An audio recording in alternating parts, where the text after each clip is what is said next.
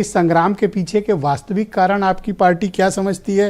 वैसे मुझे जब हैरानी हुई डिम्पल यादव को सस्पेंड किया गया, क्योंकि नॉर्मली वो सदन में बड़े सलीके से रहती हैं। ब्रजेश जी, ये जो लोकतांत्रिक मान्यताओं की बात कर रहे हैं वो भी पता नहीं किस मजबूरी में कर रहे हैं। पहले कमेटी सिस्टम था, कोई कानून बनाते थे, सीआरपीसी आईपीसी कोई चेंज करते थे बड़ी चीज़, तो एक कमेटी सिस्टम होता था, उस कमेटी में जाता था, सांसद विशेष रूप से उस पर चर्चा करते थे, उसको पहले कमेटी सिस्टम ख़त्म किया और एक साथ रख के अपनी बहुमत के बिल पे पास करने लगे। अब उस बहुमत में से भी लोग बाहर निकालने लगे। ये सुनना चाहते हैं, इन्हें लोकतंत्र की बड़ी इज्जत है, बड़ा सम्मान है। कानून लाते हैं बहुमत के आधार पे कि संसद के अंदर ये शब्द नहीं बोले जाएंगे, ये अनपार्लियामेंट्री हैं। बहुमत सरकार का है, सरकार जो पास करा लेगी कि प्ले कार्ड नहीं आएगा, तो क्या उसमें विपक्ष की सहमति हो गई?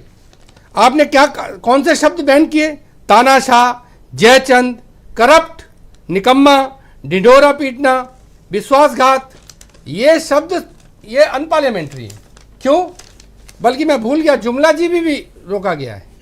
तो जिस शब्द से आपको चिढ़ हो उस शब्द को पार्लियामेंट में बोलने से रोक दीजिए। बहुमत का मतलब ये होता है क्या? उपराष्ट्रपति का मजाक उड़ा, उनकी मिमिक्री की गई। राष्ट्रीय अध्यक्ष भाजपा के कहते हैं कि ये नकलची है। वो जितने भी मिमिक्री आर्टिस्ट हैं इस देश में, वो सब नकलची हैं। और फिर मोदी जी ने नहीं मिमिक्री की थी क्या सदन के अंदर? पार्लियामेंट के अंदर की थी। आप पार्लियामेंट परिसर की बात कर रहे हैं, वो भी एक सांसद की। उपराष्ट्रपति का अपमान हुआ।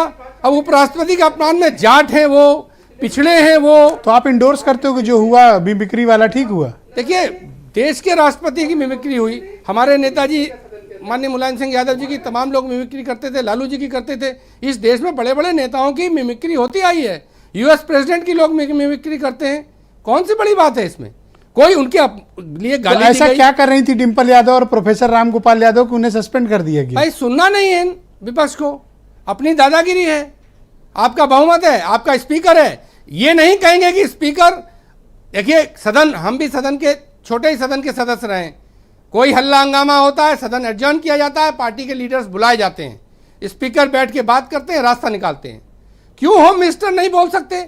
विपक्ष जिद पे अड़ा है। अगर इतने चुने हुए सांसद कह रहे हैं कि ये गृह सुरक्षा का मसला है, होम मिनिस्टर बोले, तो होम मिनिस्टर कौन से देवदूत हैं कि वो नहीं बोल सकते? राजनाथ सिंह ही बोलेंगे। अगर विपक्ष मांग भी कर रहा था तो आप अगर आके अगर ये प्रपोजल दे रहे हैं कि राजनाथ सिंह बोलना चाहते हैं इस विषय पर रखने, तो उनको बोलने दीजिए। राजनाथ सिंह जी का विभाग नहीं है, विभाग तो होम मिनिस्टर का है। कलेक्टिव रिस्पांसिबिलिटी होती है ना, कम से कम एक मिनिस्टर की प्रतिक्रिया आने दीजिए।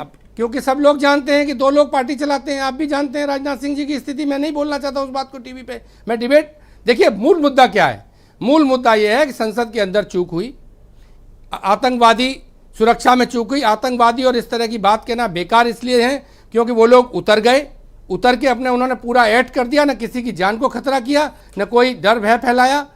अब वो क्यों उतरे, इस पे बात होगी, तो बेरोजगारी और जो मुद्दे उन्होंने उठाए उन पे बात होगी। इसलिए उस विषय पर बात नहीं करना। करते हो कि इस गतिरोध को तोड़ा कैसे जाए? इसने आपने मेंबर्स को जो है सदन से निकाल दिया। अब आप विक्टिम प्ले कर रहे हैं कि बहुत बड़ा अपमान हो गया उपराष्ट्रपति का, उपराष्ट्रपति का अपमान हो गया।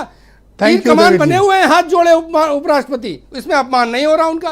किसान, नौजवान, बहुत शुक्रिया आपका, सब कुछ है, तो उसमें जाट नहीं दिखता। उमाशंकर पांडे, आज जाट दिख रहा है इनको।